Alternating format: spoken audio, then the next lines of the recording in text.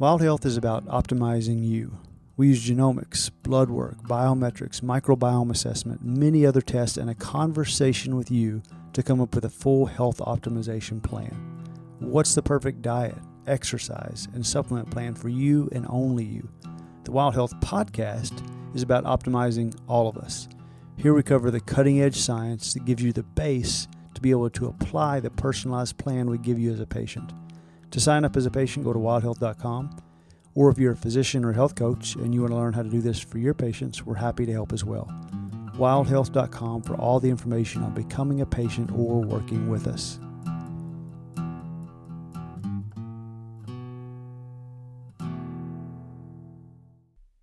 What's up, everybody? Welcome back to the Wild Health Podcast. My name is Steve. I'm one of the health coaches here at Wild Health. I've hosted a podcast in the past, and so they let me do it again. Here we are, surprise. And like I talked about last time, we've been hearing from the people that we want some more health coach podcasts. So here we are. I've invited my good friend, Ari. She goes by Ari. Her full name is Ariana. Ariana? How do I say that? Ariana, yeah. Ariana. I should know this. It sounds weird, though, when people say my full name. So Ari is beautiful. We're going to go with Ari. I like that better. Ari is with us today. She is our resident registered dietitian here at Wild Health. She knows all the things about food and nutrition. She's the person that I go to for any question about food, any question about calories, even questions about life, all of it. And so we have an exciting topic here for you today that we're going to talk about together. But man, first off, Ari, long time no see. Last time you and I hung out, I watched you just smash a partner workout with me, and you were just incredible at push-ups, by the way. I meant to tell you that. Like, your push-ups are really good. Hopefully that serves me well this weekend when we do Murph coming up, right? Yeah. So that was a fun time. You did that. We did that health coach partner workout in the hotel gym, and I think the locals probably thought we were nuts, but it was fun. Probably. So much fun. So today, we're going to talk a lot about calories, diet, and exercise, and how all of that ties together. And it's something, the topic of just energy expenditure in general, calories in, calories out, burning calories in exercise, using calories as fuel, using them to gain muscle, help with performance. There's a lot of things in this topic. And so I think before we go too far into like, hey, what do we do about tracking food? What does all that mean? What does it look like for our patients? Is something that I know you and I as health coaches get questions on a lot. A lot of our physicians will give our patients goals to, hey, track your food for 4 or 5 days. You know, there's lots of ways to do that. We'll get into some of those things, and we've done a few episodes on the past, how to track food. But I really just want to start off by asking you the big question. And maybe this is selfish. Maybe this is my own knowledge. But I want you to tell us, what is a calorie? What does it even mean? And why does it matter? Yeah, a calorie is basically our like energy currency. So it's how we get energy for daily activities, for daily life, even just to get out of bed in the morning and brush our teeth. So very simplistically, like calorie is essentially like our energy. Beautiful. Love it. And so when we think about calories in terms of balance, how do they affect body composition, which is something I want to get into a little bit today. Many of our patients come to us with goals to lose weight. Maybe they want to gain muscle, they want to perform better, change their body composition, or maybe it's a matter of, hey, you know, some of your blood work came back and there's some concerning things that we know losing a few pounds will really help with. How do calories affect body composition, and how does that all work? Yeah, that's a really great question. And I feel like there is so much to it. Calories are one way, or calorie balance are one way that we look at how are we either maintaining, gaining, or losing weight. I think that's how a lot of people think about calorie balance. And when we think about body composition, we have to take into account calories in some capacity. And I always tell people it's more than just calories and counting calories. It's also looking at everything that makes up those calories. So proteins, carbohydrates, healthy fats. And so when we think about caloric balance, it's really the relationship between the calories that we're consuming from food and drinks, if they have calories, and what we're expending through daily life. So just our activities of daily living, but also exercise. So structured exercise, non-structured exercise, like walking the kids to, the bus stop or walking our dogs. And so when we have more calories essentially than we are burning through those activities, theoretically, we would gain weight. If we're eating the same amount of calories that we're expending, we would be maintaining. And if we're eating less than what we're expending, we would, theoretically lose weight. Again, much more nuanced, which we'll probably get into, but that's kind of the quick and dirty on body composition and calories. Yeah. So for my brain, if I'm thinking like a picture analogy here, we've got like a scale with two sides to it. One is like how much activity I'm doing. And you mentioned this includes dedicated gym time, but it also includes, and this is something I know I've been talking to people about a lot with, all the things we do outside of the gym, like how much you're walking, how much you're moving around, the chores you do around your house. It seems to be that this non-exercise activity thermogenesis already talks about, or the NEAT is the fancy term. Did I get that right? NEAT? That seems to be the stuff that really matters in terms of how many calories a person is burning extra a day. Those extra kind of things in general. Does that track right? Yeah, totally. I mean, even people, this is very minimal, but like even like people that fidget a lot, not that we should just like be sitting fidgeting all the time to like burn more calories, but there's a lot more to it. And I love just looking at how can you just move more and sit less when we're looking at energy expenditure, because the time that we're in the gym is very small compared to the rest of the day. And people don't always realize that because they might do a really hard workout, for an hour or probably less than an hour when it's all said and done.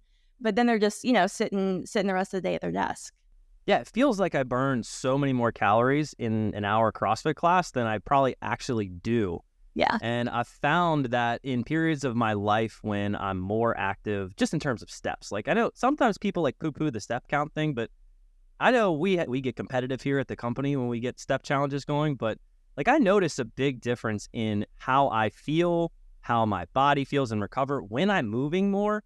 And I got to think that has a lot to do with body composition and weight management. If you're somebody who goes from 5,000 steps a day to 10 to 15, that's got to make a drastic difference, being that your nutrition's in check, right? Totally. Yeah. I mean, it makes a huge difference. And I know me just in the summertime versus the wintertime, my steps skyrocket and I just feel myself like moving more naturally, which is pretty cool. So we've got this balancing act of, okay, energy expenditure coming in, going out, calories coming in, and picture this scale that goes up and down. And if it tips too far to one side, you lose. Tips too far to one side, it gains. But like you said, there's a lot of nuance to this. And so tell me, from your perspective, like, yes, energy in, energy out matters. Calories matter. That's why we're having this conversation. But what are some of the nuances to that can change this conversation maybe even a little bit? Yeah, I think a lot of the nuances are like quality of foods is a big one. And so when we think about quality foods, if we're eating a bunch of things that are coming out of packages or that have a barcode, we have the potential to be ingesting things that just create more inflammation in the body and can actually show up on the scale in a negative way for certain people. We know that age plays a role, genetics plays a role. We know that even gender plays a role in that. And so there are a lot of like extraneous, considerations that we have to take. So I think the big ones are like food quality, the amount of movement, obviously, when we're trying to determine some of these calories, age, genetic disposition or predisposition for certain we look at in our diet portion of our health report, Steve, we look at percentage recommendations for percentage of proteins, carbs, and fats, and specifically saturated fats as well. And so that also can play a big role in like how our body responds to foods, in like incorporating our superfoods, incorporate foods that I say that our body loves. Mm-hmm. And I think that goes a long way. Yeah. So when you're working with somebody who's come to you, they've been working on some different habits, and nutrition conversation almost always comes up in some capacity with almost every one of our patients because it's so foundational. I mean, it just affects everything, right? How you feel, how you sleep, how you perform, all of these things. And so when you're working with somebody and you're trying to help them with their calorie balance, first off, right? just figure out how to balance their calorie intake a little bit better. Where do you begin with that? Like, what are some of your best and maybe most favorite kind of go-to tips for somebody who is trying to, and maybe this is, some of it obviously maybe comes down to tracking your food, but even just like for some people that can feel really overwhelming, and just like trying to figure out how to track everything, getting a food scale, weighing it out, like maybe that's too much. And so what are some ways to get people to better balance their calories without tracking it, to just create, just to work better towards their goals of energy, maybe energy balance or body composition? What do you think about that? Yeah, so I think there's lots of tools and lots of just even internal tools that I like to use. And there's this concept of intuitive eating or mindful eating, which is for a lot of people, a lot more difficult than it sounds. But listening to our body's cues and not necessarily ignoring, when we're hungry or even when we're getting full, knowing that like when we start to feel full, we probably have already eaten a little bit too much. And so I think that in many aspects, just being more in tune with your body is really important. But I think that like when we're thinking about real world tools and like how I start using this with people, if I just said, oh, just intuitively eat, they would probably look at me like I was crazy, because I don't think a lot of people really understand how to do that. And I think that's a result of our diet culture, probably how we grew up. I think for females, sometimes it's even more of kind of just a learned way of doing things. Like we have to think about calories and we have to like be, a certain weight. But I think that when I encourage people to start really paying attention to like their energy balance, I look at energy levels. Just how are they feeling throughout the day? How are they feeling in their workouts? Are they able to, fall asleep and feel really, really well rested the next day? Like that has a lot to do with the nutrition. The other thing is like, how are you feeling mentally? Because if somebody is, for example, under fueling, they're going to feel like they're constantly thinking about food, or that they're always like thinking about, what am I going to have for my next meal, or what am I not going to have for my next meal? But I think that the easiest way is, how do you feel in your clothes? How do you feel when you look in the mirror? How do you feel like just in your skin walking around? Do you feel really confident? Do you feel really energetic? Are you able to do the things that you want to do? If the answer is yes, then you're probably doing okay. If the answer is no, then how can we look at, number one, are you getting enough protein? And are you like eating mostly foods that are full of color and mostly natural, like whole foods, things that aren't coming out of packages or in the center of the supermarket aisles?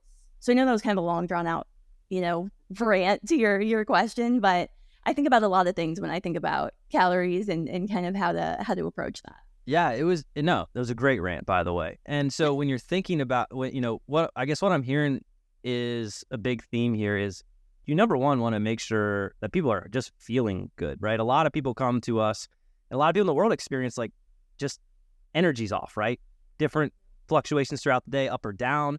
And we know that like you just gracefully told us that calories are energy, right? And so if that is off in some way, up or down, it can throw things for a loop. And I think number one, figuring out how to get people feeling better can tell you if you're eating enough or not enough. I think that's huge. You mentioned quality of food, right? Protein source being high, and then also looking at colorful foods, wide varieties of things, and looking at whole foods as a source. And so do you find that when people start focusing on the quality of food, that it better allows them to control calories more appropriately? Or do you see any challenges there still? So I think there's two kind of answers to that question. And yes, most of the time, I think that when your body is getting, the natural or the nutrients naturally, your body is going to respond much better to those hunger and fullness cues. So especially, when we're having mostly whole foods, we're getting more protein, we're getting more fiber, both of which are really satiating. So I think that we're able to be in tune more with those signals, and it leaves a lot less room for less quality foods when you're filling it up with quality foods first. So I know the 800-gram challenge is something that a lot of our patients have heard about by E.C. Sinkowski, and that is really based on the premise of incorporating 800 grams of fruits and vegetables every day. And, there's a couple of other parts of that, but that's based on the idea that whole foods, if you focus on it first, there's less room for those other things, kind of the idea of crowding out. I think that the other part that I was thinking about is when people are, we attract a lot of like athletes and a lot of people who are doing a lot of activity every day and require a lot of calories. And for some people, trying to do that with 100% whole foods can sometimes just be really difficult because of the digestive strain and because those foods are so satiating. But I think for the majority of the population, eating mostly whole foods and getting your protein from, again, good wholesome sources is going to do the trick for the majority of people. Yeah, it's a great starting point in general, right? Just kind of cleaning up the quality of your food and arbitrarily maybe that helps you balance your energy a little bit better. Talked about protein, and I want to just quickly kind of circle back in on that because this is something that comes up a lot. We've talked about this a lot on this podcast, and we talk a lot about it with our patients, but what is the role of protein here? Like, it's something that people are hearing about a lot. Increase your protein, do this and do that. And you mentioned a little bit about satiation being a part of that, but like, what do you see as the role of protein in a person's diet when they're trying to balance their energy better? Mm-hmm. Yeah, so protein is kind of the building block of life. So many of our body systems depend on it. Most people think about it from a lean body mass or muscle perspective. And so protein helps us to build lean body mass, which not only helps us become stronger, it increases our basal metabolic rate. So just how many calories we're burning at rest. And it also is going to be helpful for protecting our bones and our ligaments and our joints, which then plays into the concept of longevity. So having enough protein really helps to just protect our skeleton in a lot of the ways that we move our body throughout our day. But it also plays a role in our immune system, plays a role in, like I said, kind of regulation of mood, of energy. So there's a lot of ways that protein kind of feeds into the cycles of our body. But I think most people tend to think about like our muscle mass, our lean body mass, and how that relates to calorie expenditure and how much we actually need. Love it. Yeah, I think of humans as like walking beings of protein. And so it makes sense to me that like we should have a good bit of that in our diet to, just help nourish us, keep us going. Real quick, just a fun question here. All these questions are fun, but this is a fun one. So a lot of people are always asking us, they're trying to increase their protein. It's very hard, by the way. Like, it sounds so simple. Increase your protein. It's not very easy. You have to consciously think about it. You have to plan it out a little bit, right, to try and get the appropriate amount of grams.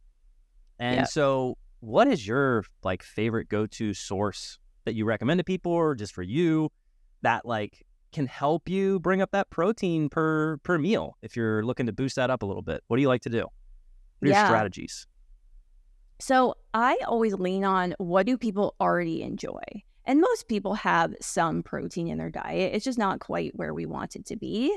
And so I always talk to my patients, what are your favorite sources of protein, or what are the basis of your meals right now? And more often than not, they're saying, maybe 2 eggs in the morning, or then I have like a little bit of chicken on my salad. So I think the first thing is just increasing the amount that you're already doing, or like foods that you're already doing, and just increasing the quantity. That way you don't need to introduce anything new. You don't need to do anything extra. Maybe just make a little bit more. And then the other thing is looking at just snacks.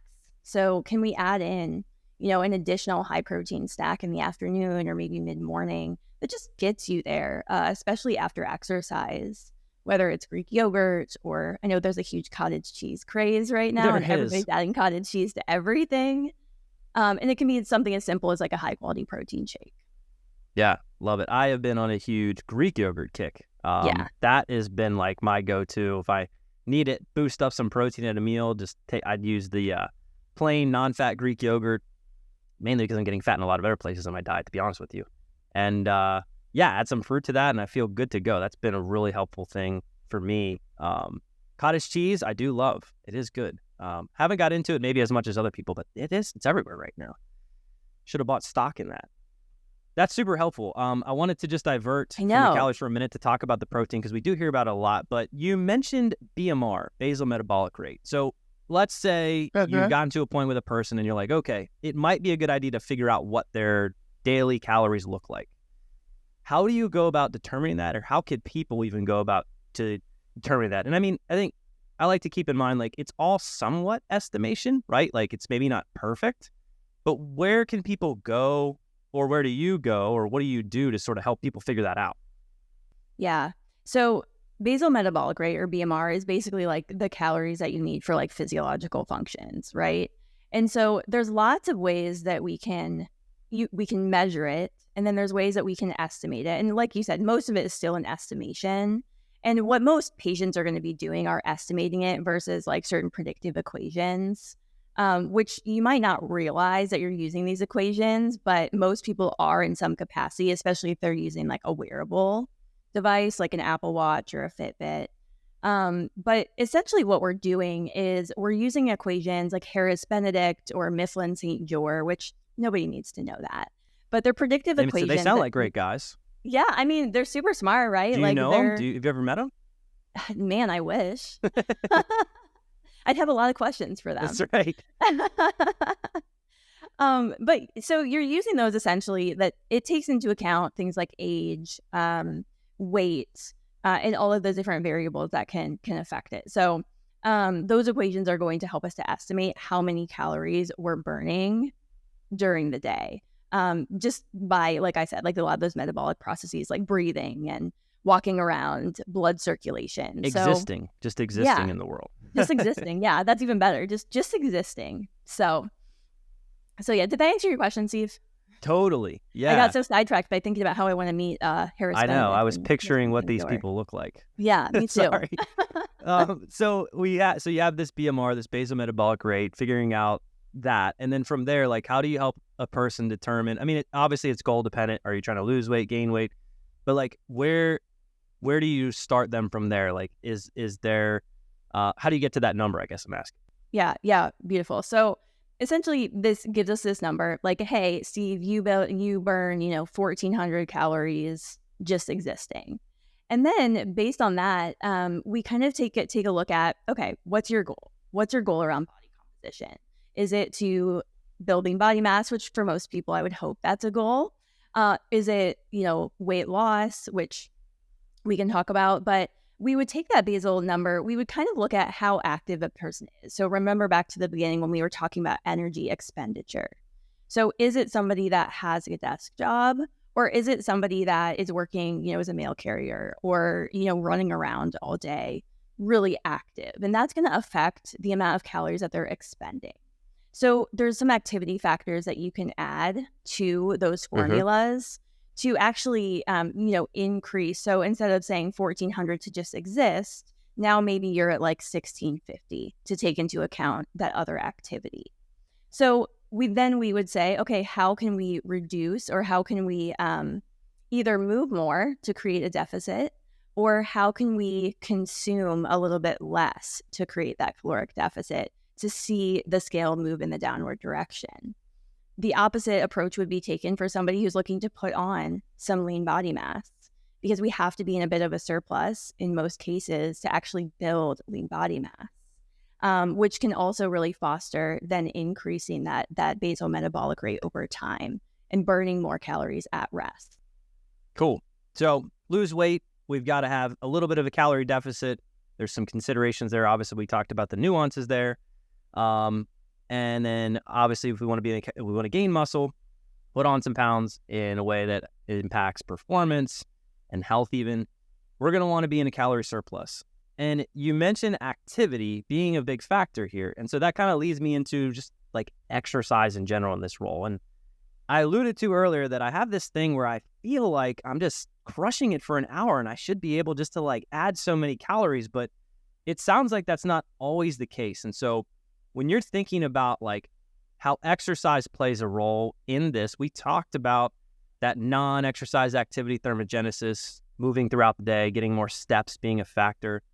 But how do you determine or talk to people about the role of exercise and its either positive or negative effect on this whole calorie balance equation? And I guess what I mean by that is like, does the exercise type matter? Like, does the time matter? How long I do it?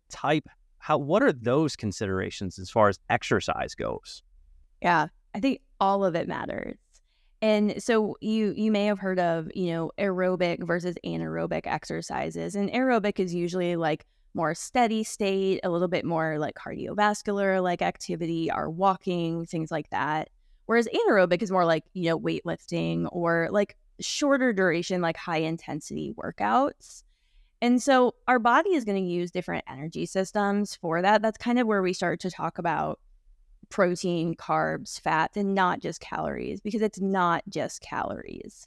And what I would say is, like, if somebody is doing a lot of resistance training, there's actually going to be more calorie burn for the remainder of that day because of the resistance training exercise versus somebody that's just going out and taking a walk. Definitely you're going to burn calories. You're using energy, but you're not necessarily going to have as much of that calorie burn for the rest of the day as if you did something that was a little bit more high intensity and or included some resistance or strength training exercise. Yeah, that's actually one of the things that drew me into CrossFit. I mean, there's a lot of things, but this idea of the increase in energy expenditure that lasts throughout the day with high intensity and resistance training. And so I think what I'm hearing from you is, hey, walking, moving, cardio, those are all great things. You're burning calories in that moment. But if we also add some high intensity training, if we also add resistance training and vary the different types of exercises that we do, you can get this this post-exercise calorie burn that sort of like raises your metabolism throughout the day, if you will.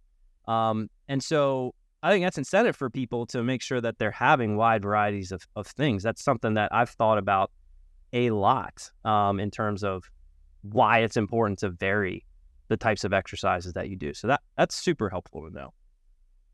When thinking about exercise, what are your considerations around fueling for said exercise? So like, let's keep it like, the average person, they're going to the gym, they want to feel good when they go into the gym, and they also want to recover appropriately. What are your go-to easy tips for those people for both fueling going into exercise and then recovering afterward? What do we got to think about here? Yeah, that's a question that comes up all the time with a lot of my patients, and I would imagine a lot of yours as well. There's so much information out there, and it can, like you said, get super complicated. But for most people, we recommend going into exercise with some sort of fuel. And typically what that looks like is a mixture of a little bit of protein and a little bit of carbohydrates. And so that's going to really help you feel your best, be able to push yourself, because in the workouts that most of us are doing, with kind of an hour, maybe 60, 75 minutes at the most, we're not going to need a ton of like excess for those events. So if you're eating a really well-balanced diet, you're eating plenty of protein, you're eating plenty of carbohydrates, you're eating your healthy fats, there's not really anything special that you have to do. But I do recommend that if people are working out in the morning, like just getting a little something in your system can really be helpful.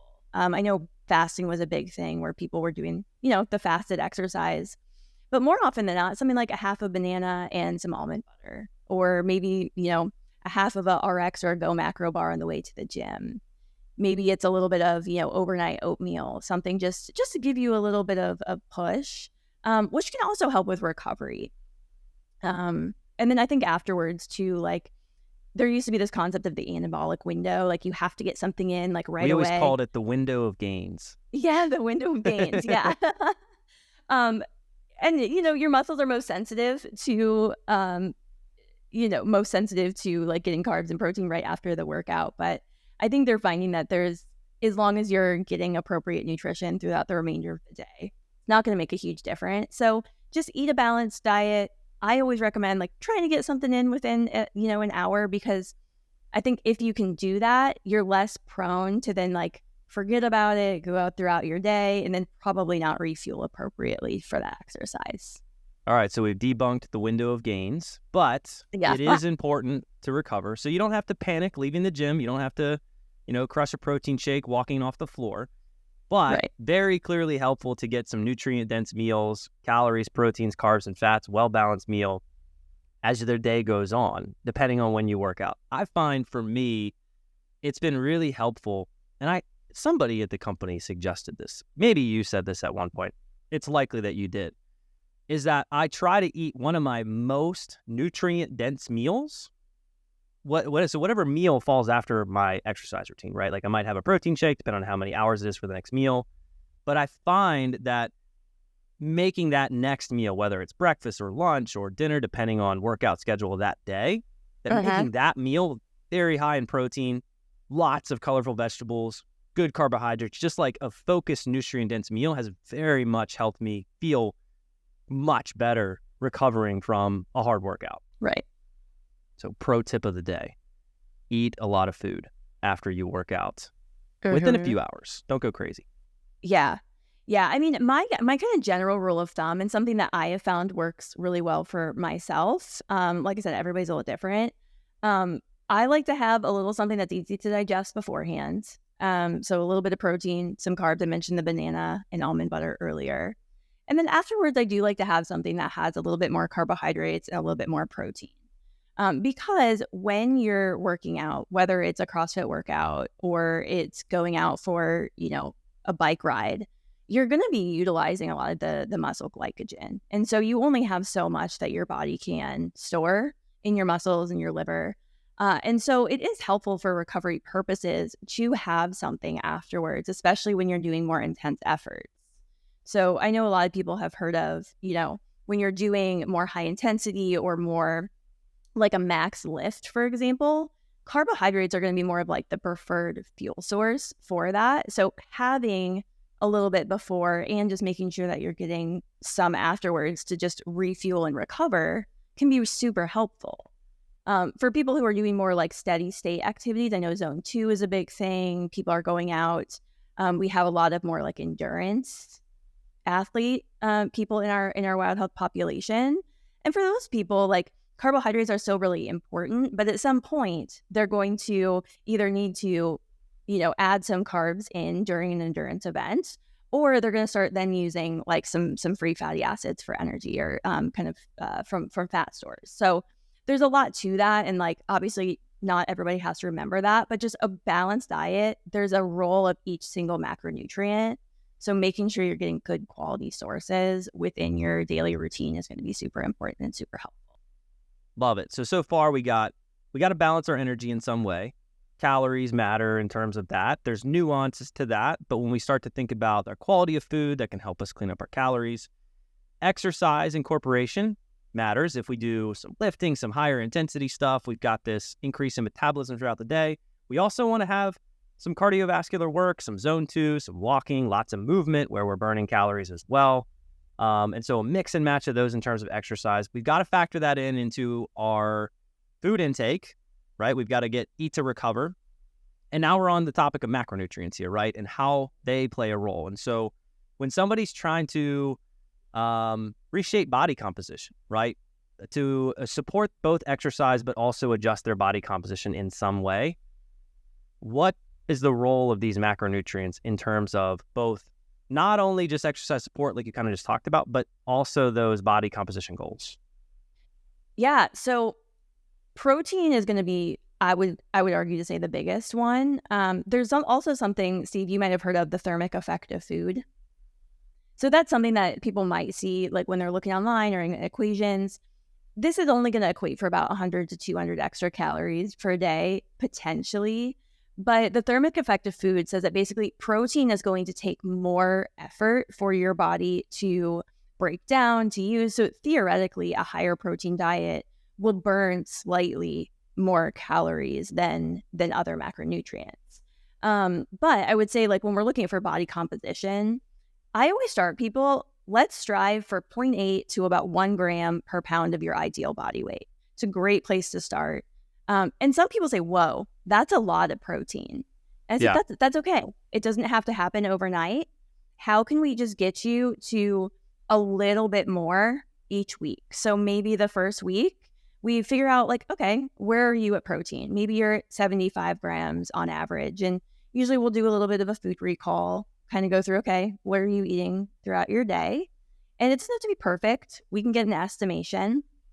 And then for the next week, let's increase that by, 5 to 10%. Or maybe we add just 10 grams. Maybe we get you to 85 grams next week. And then over the next couple of weeks, we'll work towards that goal.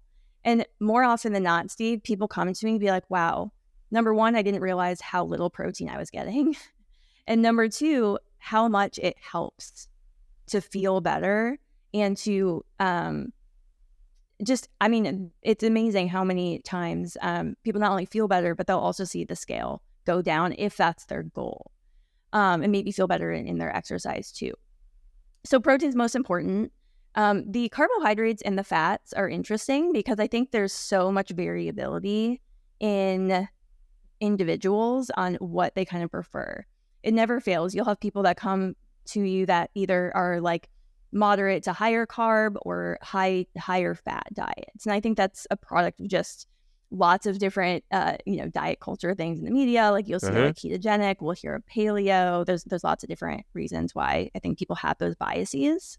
But carbohydrates are going to be really important actually for body composition. And I think that's a common misconception because carbohydrates essentially can draw water. So when a lot of people start incorporating more carbohydrates, they might actually notice a weight increase, and that freaks them out. But it's not always weight. It's usually just a little bit of water as your body adjusts. But carbs actually help to shuttle, get those amino acids into your muscles to build lean body mass. So structuring those carbs, and we've talked about this earlier with like some of those recommendations, right around the times that you're most active can be so helpful for body composition and utilization of those proteins and those amino acids. Beautiful. Fats, of course, are really important for hormones. So they're really important for a lot of signaling pathways. Hormones are going to be, fat and cholesterol are going to be the basis of a lot of our sex hormones. So things like testosterone, which are also going to be really important for body composition. So we could talk about that all day, but I think essentially like prioritizing protein is a first step. Even if somebody just starts paying attention to their protein, their total calories for a couple of weeks, and then kind of seeing where carbs and fats fall, and then maybe tweaking that based on, how often they're exercising or what type of exercises that they're doing. Does that make sense? Total. Yeah, that's super helpful. And I love the idea of having protein as something to focus on for people when they're first getting into this and they're trying to sort out, okay, carbs, fats, proteins, what do I do here? Is like, hey, just start with the protein. Really focus on that. That's going to be a high value thing. And then, we can discuss, personalize a little bit what maybe the carbs and fats look like for a person. I think that's where having a health coach like yourself comes in big time with that scenario. So I think that is, it gives people something to take away, being able to apply is focus on your protein. We need the others as well. It sounds like to me, you need a little bit of each.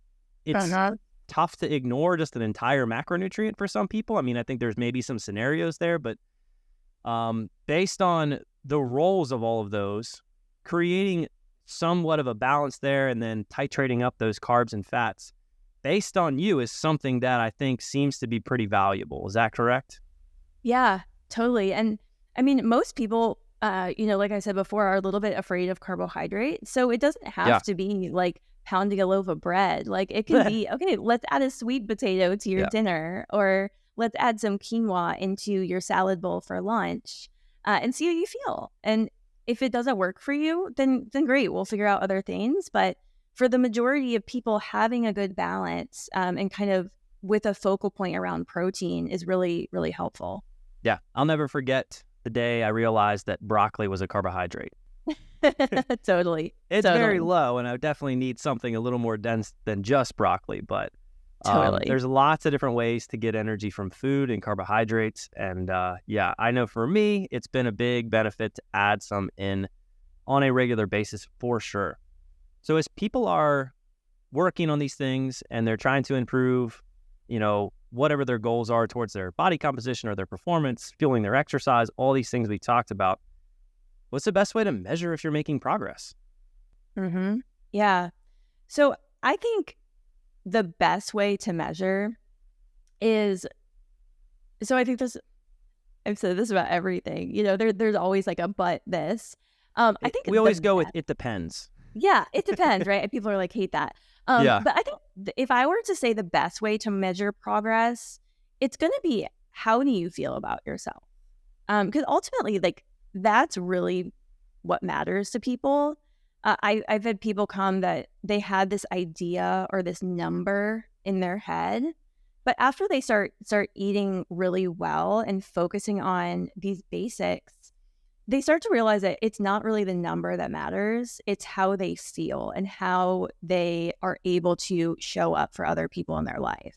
And I think that's what people get so far away from, because we just get so fixated on, am I eating, perfectly, or am I, following what so-and-so says is like the best diet.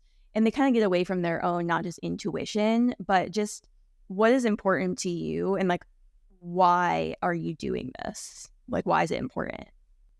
I love that. I think it's a message we could all hear from time to time when we get, laser focused on a specific goal or thinking about something specific. Is like, why are we even doing this? What's the deep reason?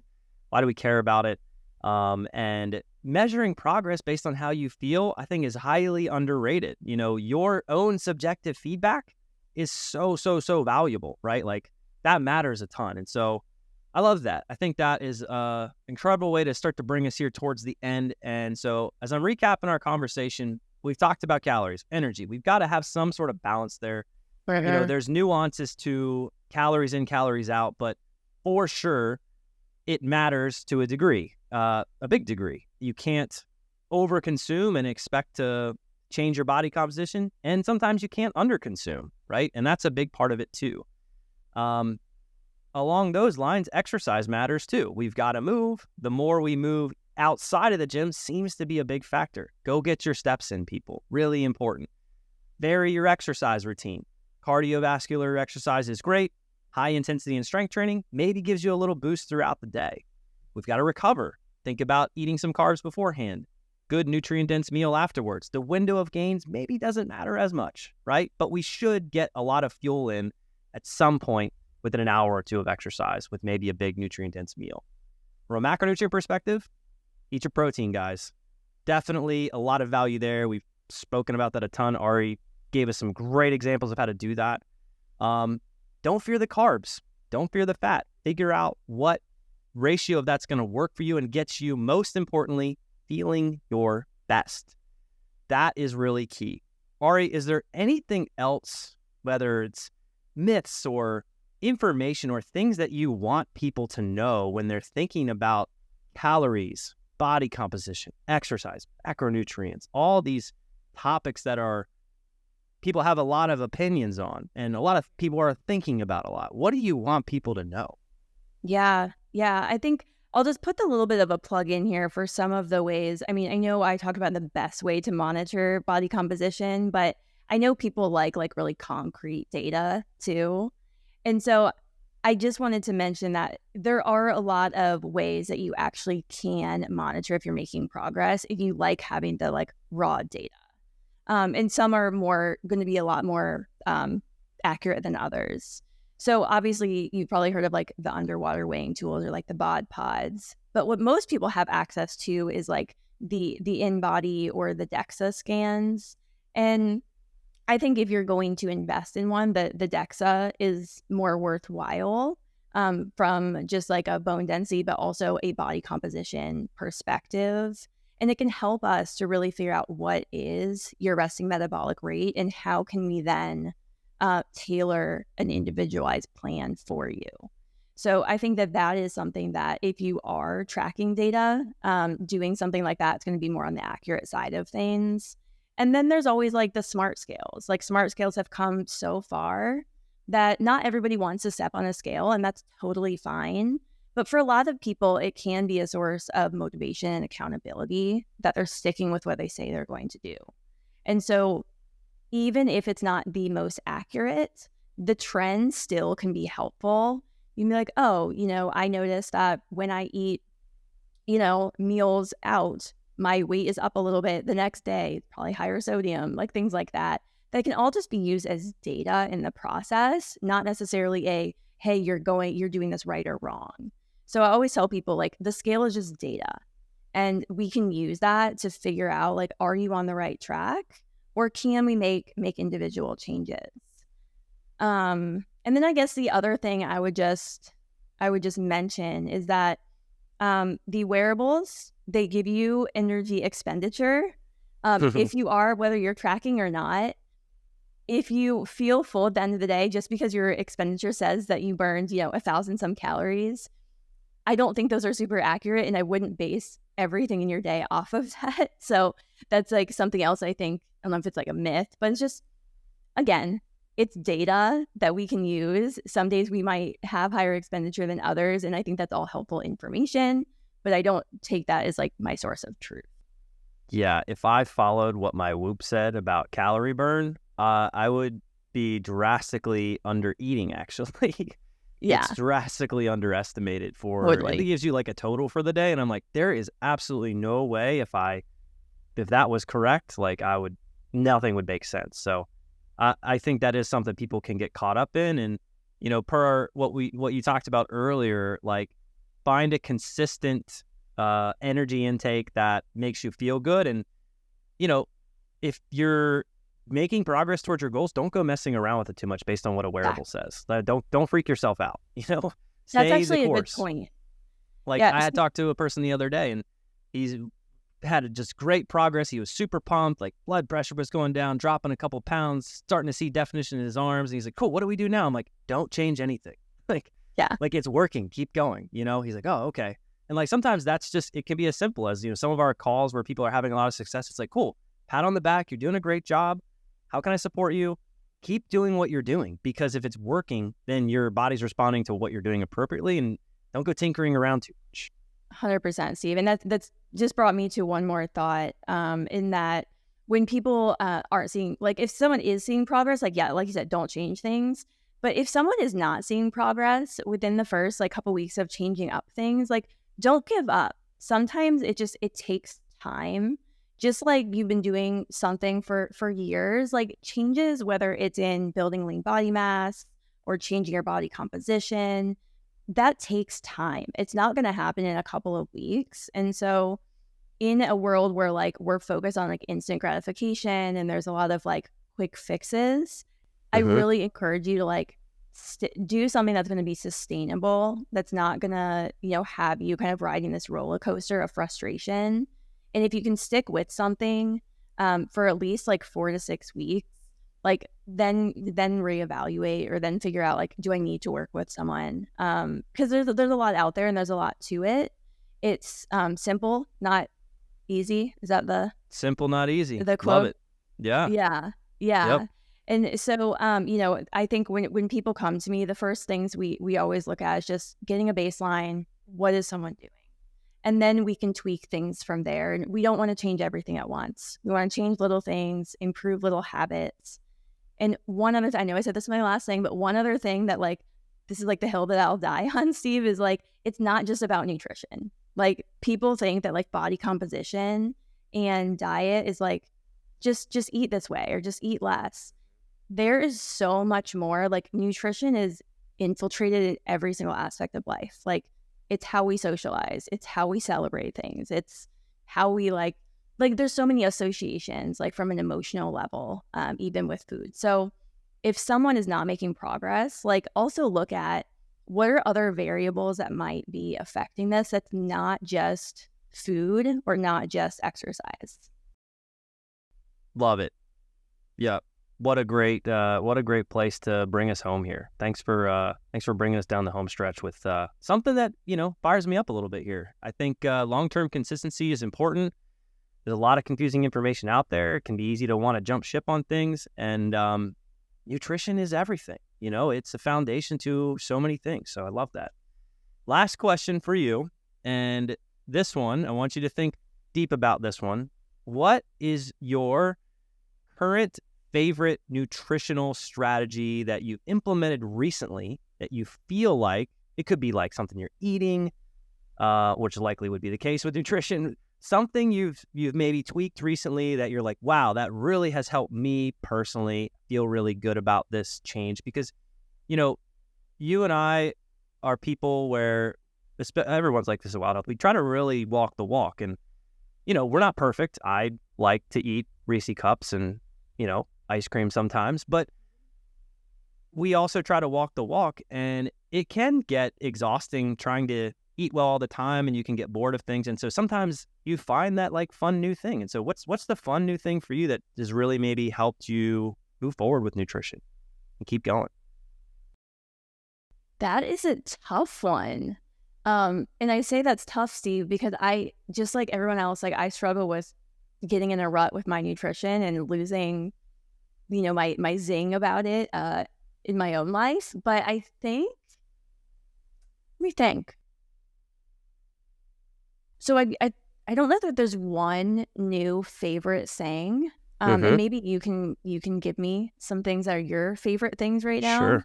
But one thing I will notice, this is not an addition, but it's more of a playing around with like reducing, is the amount of caffeine that I do before workouts. My genetics say that I do well. I have a slight performance enhancement from caffeine, but I was noticing that my heart rate was getting really high when I was doing my CrossFit in the morning. So I actually played around with just drinking. I'm still drinking coffee, just a little bit less. And I actually think it's been really helpful. So I don't know if that's a new fun thing, but just because, my genetics says one thing, I'm trying different things out. Yeah. Love it. Ed, you nailed it. It's perfect. Yeah. I mean, what got me thinking about it was, for me recently, my genetics were very clear that it was like, hey, dude, like you really shouldn't eat super late. And I was a snacker for a long time, recovering nighttime snacker. And so for the longest time now, probably the last 2 or 3 years, I've been very diligent about, hey, I'm not going to eat after dinner. And that's usually like 4 to 5 hours before bed, to be honest with you. It's a long time, which has been fine. Like my Whoop recovery went higher than it ever was, sleeping better, like it all positively affected. And I've also noticed over time that sometimes I tend to be short on protein and some calories throughout the day, as active as I can be with chasing around my kids, coaching, CrossFit, doing all these things, working out. And so I recently said, all right, let me add in a little bit of protein and a little bit of healthy carbs around like 8 o'clock at night and just see what happens. Because anytime I would eat late, if we did like, a fun day with the family or something, like it would trash my sleep usually. Yeah. Not terrible, but like it was impacting the HRV for sure and my recovery. But so I wanted to play around with, maybe it's the type. Maybe if I get the right thing and it's not still like, it's not like an hour before bed, but it's maybe 2 hours. No change in the HRV. So I've started eating like a bowl of Greek yogurt, some frozen blueberries, I melt them on there, and like I'm actually feeling really good about this. I drizzled a little honey the other night. It felt pretty good. I was short on carbs, and that has been cool. And so then I bought a Ninja Creamy, if you guys have heard of that, and started making one. Like high protein ice cream. Yeah. That's like the whole pint is like 300 calories, although I usually eat half the pint because it's trying to control that. But bottom line is, I was stuck on this idea that I had to stop eating, and then it's like, maybe there's nuance to that. Maybe I can find a little middle ground where I can feel pretty good, and I definitely feel like it's helping for me. But as always, you got to play around with these things and track them. So that's been a welcome change for me. Awesome. I just got a Ninja Creamy, so I can't wait to get some recipes from you. I'm your guy. Hit me up. That'll be my new fun thing. It's a good problem. It's a good problem. Amazing. Well, Ari, thanks for jumping on. We'll definitely do this again sometime. Sounds like we have some other things I've teased out here that I think we should talk about and bring back to the people. So appreciate your time, appreciate everything you do, and we'll chat again soon. Awesome. I look forward to it, Steve. Thank you so much. All right. Thanks, everybody. Thanks so much for listening to the Wild Health Podcast. If you're a Wild Health patient, you might not know, but you have access to our referral program. This gets your friends and family 25% off Wild Health services. Just head to Clarity, and in the top right corner, you'll see Refer a Friend. Click there, and you'll be brought to a page with your referral code. Happy sharing.